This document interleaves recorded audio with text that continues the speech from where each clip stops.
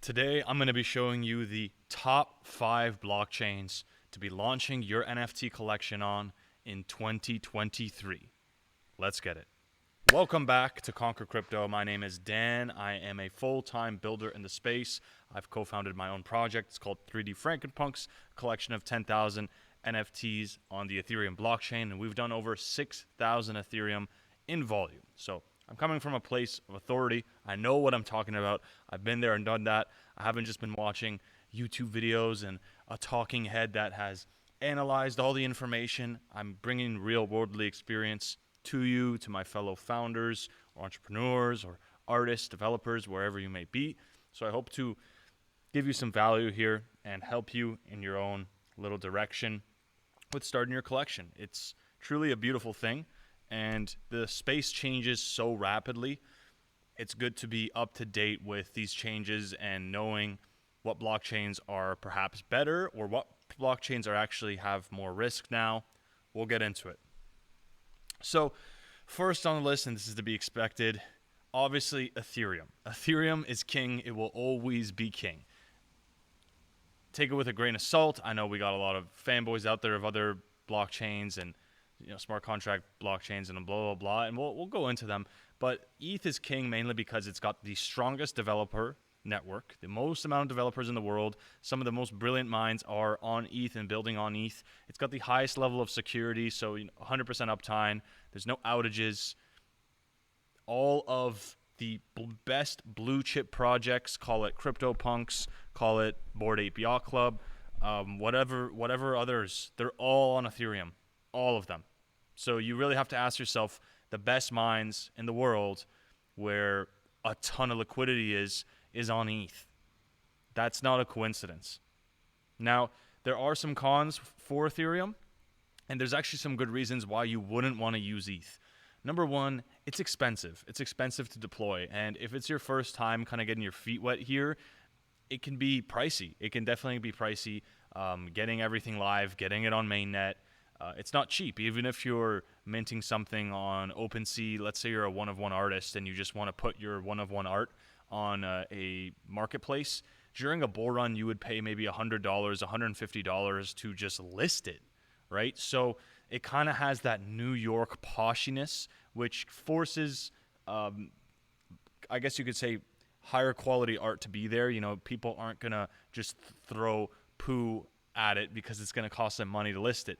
It is better in a bear market. You're going to pay less fees, but nonetheless, ETH can be pricey. It's still kind of slow, and during a bull run, you're going to pay so much for fees, and there's just a lot of wait times, and you're there kind of twiddling your thumbs waiting for your transactions to go through.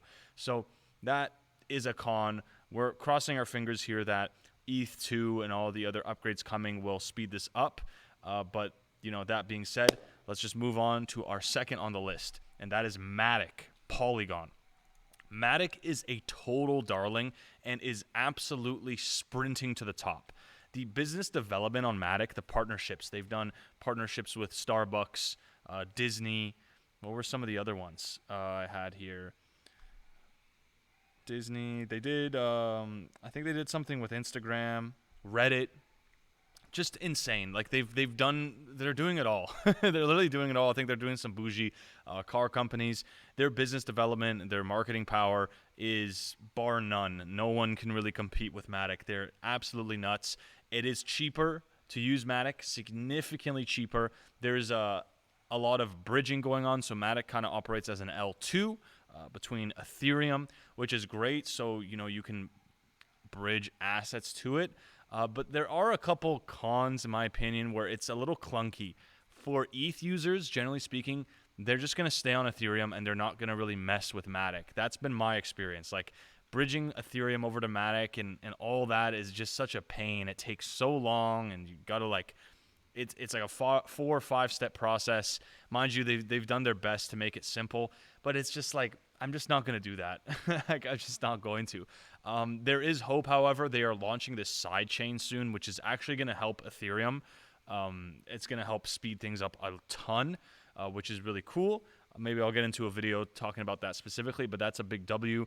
But especially for you builders out there that want to make a video game, Matic is an excellent choice because for your video game, you have these NFT assets, you're doing a lot of transactions, you're going to want to have cheap transactions, and I know a ton of builders who are making games that are using Matic. It's a great first choice when it comes to game developers. I would put Matic over ETH in that aspect, depending on what you're making, of course. Moving on the list, number 3, I would say Binance Chain. The Binance Smart Chain is super duper dope. Now, people often confuse the Smart Chain with the Binance Exchange. These are two separate entities. Yes, part of the same ecosystem, but one is centralized, the other is decentralized.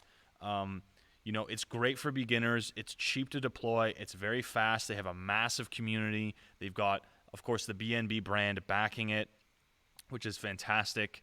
However, it's not as decentralized as Ethereum. They're working on it, and I think all projects are in a process of achieving decentralization. But just keep that in mind. It's not very decentralized, and at the end of the day, if Binance got taken down, there's a bit of risk there, even though they're not the same thing, and Binance does not own the Binance Smart Chain. It belongs to the community. There would be that FUD, that risk, that cloud, like what happened with Solana and FTX. There would be that cloud that would shroud over it, and there would be a lot of fear. So just keep that in mind. If you're building on BNB, you're also betting on Binance and you're betting on CZ. But nonetheless, if you're making a video game, I definitely would say BNB is a great second choice if you don't want to build on Matic, on Polygon. It's fantastic. I know plenty of games and massive game studios, like big time. They're using the Smart Chain, and this is a video game that has people from Decentraland leading it. It has people from Blizzard, Activision, Riot Games, some of the most well-established game studios. Team members from these companies are building games on the Binance Smart Chain. So don't sleep on BNB. Don't sleep on the Smart Chain, especially for game developers. This might even be up there with Matic. Okay, moving on, Solana. So this one's a little controversial. I've actually think Sol is one of the best and has the most passionate PFP community. Most of the transactions on Solana are due to NFTs. So it is a very hardcore blockchain where a lot of the people using it are major NFT enthusiasts. And I think that's a big W. That's awesome. They also do have a ton of developers on Sol. It's just been going up, which is a massive W. The reason why development is important is price appreciation follows, the whales. The whales impact price appreciation, and the more liquidity that's there. I mean, at the end of the day, whales are only going to go after and put their money in things where there are users spending time. And in order for users to spend their time, they need products that they enjoy, and products are built by developers, right? It's that simple. So Sol is really up there in terms of the developer network is massive. It's had a ballistic run. The only problem with Sol, it's not very decentralized. They have been experiencing outages where the blockchain just doesn't work, or your transactions just don't go through, and there's nothing you can do. That's something that's being worked on. We hope that it won't last forever, but as it stands, that's an issue. And there's also this cloud of FTX where a lot of Solana could be dumped, and this big exchange and Alameda Research, you may have heard of them, are dumping their bags or are in the process of dumping their bags as they're going through this bankruptcy process and liquidating everything into cash. So there is that shroud and that fear. That's something I think it's important to understand, especially if you're going to get involved in BNB. Just know that there is risk with these exchanges that are heavily affiliated. They may not own the network. They operate independent of it, but there's just such a deep affiliation that if one went down, it would impact the other, at least temporarily, and that's what we've seen with Solana for sure. So I know that some big projects have been born out of Solana with DGods, but even then, they've been trying to actually get off Sol. I think the founder has been complaining a lot about the issues, so it's just something important to bear in mind. I'm not bearish on Sol. I don't think it won't have a future. I do believe in Sol. I own some Solana NFTs. I just think for people who are super duper serious and want to cement themselves over the next 5 to 10 years, Sol is not a first pick. It's definitely not a first pick, and it's a lot riskier. Alrighty, so last up, I put 4 different L1s that you can look at, or I guess these are L0s, whatever, all these mumbo jumbo lingos. Blockchains you can deploy your NFTs on. We have Polkadot, we have Ripple, we have AVAX, and Cardano. I've bunched these all together because they have some of the lower end of the spectrum of developers.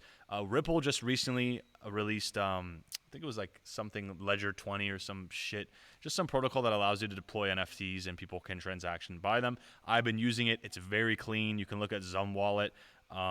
It's looking pretty good. AVAX has had NFTs on there since 2021. Also is great, very cheap. With all of these, we're talking like very cheap, high transactions, generally newer, more riskier blockchains that are still in the works. So take it with a grain of salt. If I had to pick one, I would pick Polkadot, mainly because I think Polkadot has a great narrative on a omni-chain, cross-chain perspective. I also believe in Gavin Wood, who is the CTO, the Chief Technical Officer.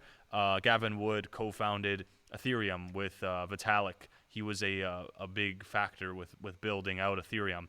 And so I believe in him as a developer and as a technician to build out Polkadot. And Polkadot just has a narrative that all the others don't really have. So I really believe in that. Dot doesn't have NFTs, but the parachains underneath it, like on Kusama, Moonriver, Moonbeam, you can get NFTs right now, fully functional. You can do that on those parachains. Maybe I'll do a breakdown on how those work. But yeah, everything listed here, Polkadot, Ripple, AVAX, Cardano, you can deploy NFTs on there, trade NFTs, sell them on a marketplace with their native cryptocurrency. So that's a wrap up. Hope you got some value out of this, helping you figure out where you want to put your project, where you'd like to deploy it. I'm wishing you massive success here in the year 2023. I think it's going to be a great year for crypto, and I think it's going to be a big, big, big year for NFTs.